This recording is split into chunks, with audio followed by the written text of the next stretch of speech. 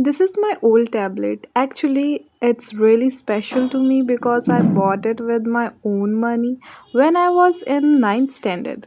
That time, there was a Pratibad inter-school poster making contest organized by GNA University, and I participated with one of my friends as a partner.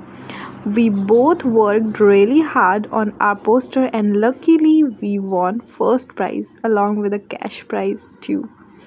That cash prize was actually what I used to buy this tablet. So for me, it's not just a gadget, it's a beautiful memory of that time, of our teamwork and excitement. Now, after so many years, this tablet has stopped working, but I just couldn't throw it away. It holds too many memories. So I thought, why not turn it into something meaningful again? That's when I got the idea to make it into a beautiful frame. I didn't want to decorate it too much or add extra design.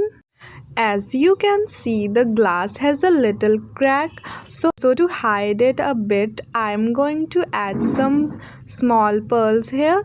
Apart from that, I don't want to add anything extra. Ready again. Not as a gadget, but as a memory frame, holding all those beautiful memories close to my heart.